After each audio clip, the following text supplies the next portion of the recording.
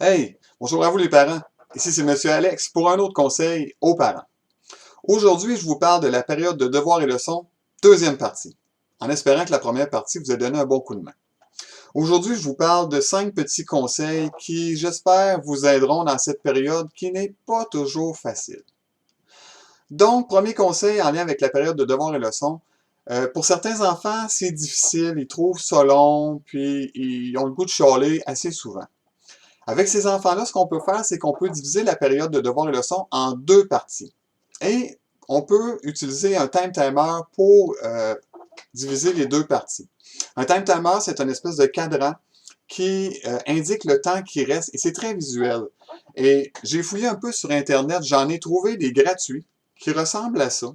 Je ne sais pas si vous voyez bien. Là, vous voyez, il reste 1 minute et demie et le temps défile et on voit très bien le temps qui reste. Donc, pour les enfants, c'est très visuel.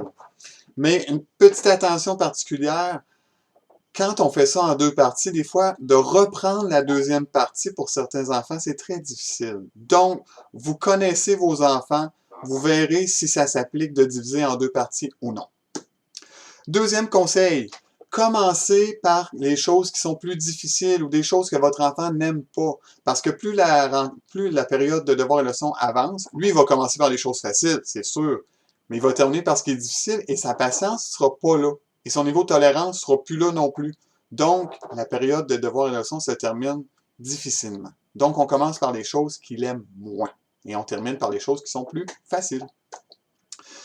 Troisième point, je sais que beaucoup de parents qui sont très exigeants dans le fait que l'enfant doit être très bien assis, faire ses devoirs, pas bouger.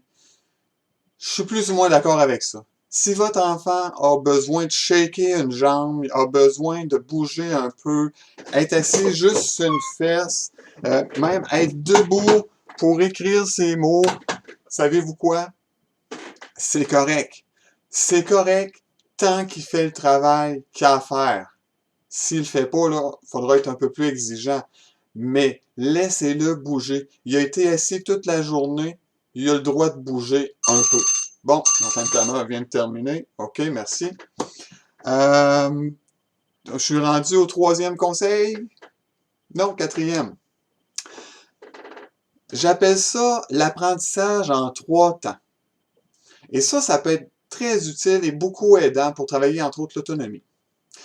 L'apprentissage en 3 temps, en fait, ça s'applique pour tout ce que l'enfant doit apprendre par cœur. Donc, les mots de vocabulaire, les verbes, addition, soustraction, multiplication, division. J'appelle ça en 3 temps parce que prenons par exemple les mots de vocabulaire. Dans un premier temps, on va lui demander de les regarder. Il regarde.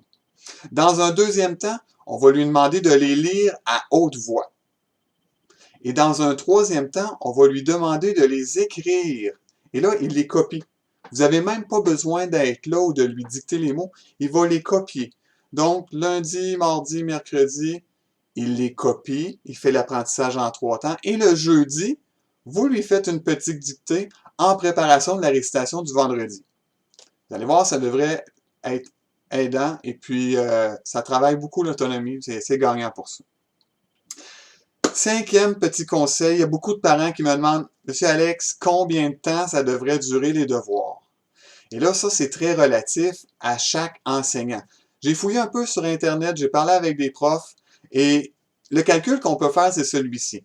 On prend 10 minutes multiplié par l'année de votre enfant, plus 5. Donc, par exemple, l'enfant est en première année, 10 minutes fois 1, parce qu'il est en première année, plus 5 égale 15 minutes. Normalement, ça devrait tourner aux alentours de 15 minutes. Un enfant de deuxième année, 25 minutes, et ainsi de suite. Par contre, si vous jugez que la période de devoirs et leçons, elle est trop longue, permettez-vous d'en parler avec l'enseignante pour voir, y a-t-il des modifications à faire? C'est-tu normal que ça prenne autant de temps? Et les professeurs, normalement, ils vont s'ajuster selon les élèves. Donc ça peut être gagnant aussi. Ayez pas peur de demander à l'enseignante si vous trouvez que c'est trop long. Voilà, c'est tout pour aujourd'hui. J'espère que ça vous aidera. Continuez de partager la page de Monsieur Alex. Écrivez-moi si vous en avez le goût, je vais vous répondre, c'est sûr. et je vous dis à la prochaine et surtout, amusez-vous pendant la période de devoirs et leçons.